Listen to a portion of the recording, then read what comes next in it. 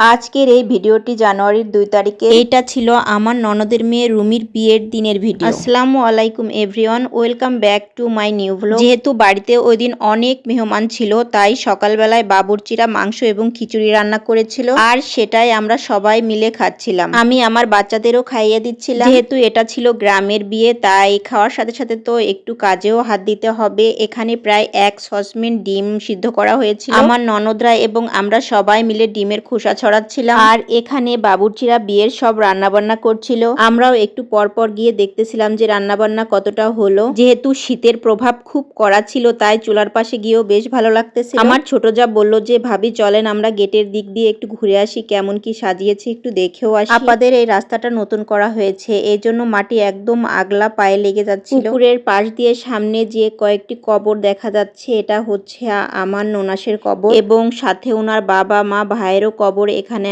আছে। এটা হচ্ছে ওনাদের পারিবারিক কবরস্থান। গত বছরই আমার ননাস মারা গিয়েছেন। আমরা এখানে গিয়ে দেখি যে আমাদের বাচ্চারাও সবাই এখানে গিয়ে খেলা করছে। আমাদের বাড়ির পাশ দিয়ে বেশ খোলামেলা, এবং বাড়ির আশেপাশ দিয়ে বেশ দূরে পর্যন্ত কোনো বাড়ি নেই। পুকুর পাড় দিয়ে ঘুরে ফিরে আমরা বাড়িতে গিয়ে গোসল করে রেডি হতে হতে দেখি বরপক্ষের লোকজন চলে এসেছে। বরপক্ষের লোকজন নামাজের আগেই রেডি হয়ে বেরিয়েছে, আর ওরা রাস্তায় নেমেই রাস্তার মসজিদে নামাজ পড়েছে, যার ফলে ওরা অনেক তাড়াতাড়ি চলে এসেছে। এবং আমাদের বাড়ির ম্যাক্সিমাম মেয়েরাই তখন রেডি হতে পারেনি। গেটে দুপক্ষ মিলে অনেকক্ষণ ধরে কথোপকথন হচ্ছিল, কিন্তু কিছুতেই মীমাংসা হচ্ছিল না, আর বরপক্ষের লোকজন আসতেও পারতেছিল না। এই মুহূর্তে আমার সেজোজা এখানে এলো, কারণ এই বিয়েটা ওর আত্মীয়র সাথেই হচ্ছে, আর এজন্য আত্মীয় বলতেও ওরা, ঘটক বলতেও ওরা। আমার সেজোজা এজন্য ওখানে যাওয়ার পরই কি একটা যেন বলল, তারপরেই সবকিছু মীমাংসা হয়ে গেল। আমার যা রুমিকে সাজাতে পার্লারে নিয়ে গিয়েছিল, এজন্য আসতে আসতে ওদের একটু দেরি হয়ে গিয়েছে। এসেই শাড়িটা চেঞ্জ করে 3 পিস পরা মাত্রই বর চলে এসেছে, এজন্য রেডিও হতে পারেনি। ও তাড়াতাড়ি এখানে মীমাংসা করার জন্য ওই অবস্থায় চলে এসেছে। বিয়ে কাজে নানা রকম জনে নানা রকম কথা বলে, আর এটা কেউ একজন তৃতীয় পক্ষ হয়ে সমস্ত কিছু সামলাতে হয়। এই যে বরকে এখন ভিতরে নিয়ে যাওয়া হচ্ছে, আর আমিও যাচ্ছিলাম।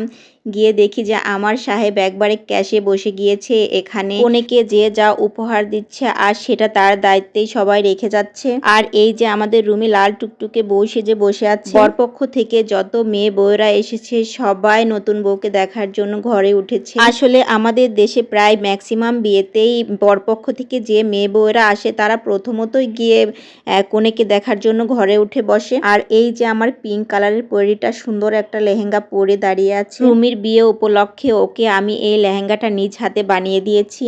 জামাইয়ের জন্য যত শাকরানা রেডি করা হয়েছিল, জামাইকে ঢোকানোর পর সেগুলোই জামাইয়ের সামনে দেওয়া হয়েছিল। এই খাবারগুলো যারা বানায় তারা কিন্তু খুব সহজে জামাইকে এটা খেতে দেয় না, যতক্ষণ পর্যন্ত তাদের পাওনা তারা না বুঝিয়ে দেয়। এদিকে শাকরানা খাওয়া চলছিল, আর আমার বড়মা আমাকে বলল যে মামনি একটু এদিকে এসো, আমি কিছু ছবি তুলবো। আমার মেয়েগুলো খাওয়া দাওয়াতে একটু ঢিলা, ওরা খুবই আস্তে আস্তে খায়। এখানে ছোট ছোট আরো বাচ্চাদের সাথে রাবেয়া খেতে বসেছিল, ওরা সবাই খাওয়া খেয়ে উঠে গিয়েছে, কিন্তু রাবেয়া এখনো আস্তে আস্তে খাচ্ছে। আমি যখনই ক্যামেরা ধরেছি ও খুবই লজ্জা পাচ্ছে খেতে। এদিকে দেখি যে কোনে বউয়ের মালা বদল চলছে, আমি কিন্তু তেমন কিছুই দেখতে পারিনি। গিয়েছি বিয়ে দেখতে, কিন্তু বিয়ের সবকিছু আমি দেখতে পারিনি। প্রায় সবকিছুতেই অনেকটা হয়ে গিয়েছে, তারপর কিছু কিছু জিনিস আমি দেখেছি। বাচ্চারা এক একটা কাজে আমাকে ডাকে, আর এদিকে দেখি যে সমস্ত পর্বগুলো শেষ হয়ে যায়। বাঙালি ছেলে মেয়েদের কাছে এই মুহূর্তগুলো কিন্তু খুবই স্পেশাল, আর এই স্পেশাল মুহূর্তগুলোকে আরো স্পেশাল করে রাখতে আমার খুবই ভালো লাগে। আমার বিয়ের সময়ের প্রায় সব ফটো ভিডিও নষ্ট হয়ে গিয়েছে, মাত্র কয়েকটা ফটো আছে। এই যে আমাদের রুমি এখন বাবার বাড়ি ছেড়ে শ্বশুর বাড়ি চলে যাচ্ছে,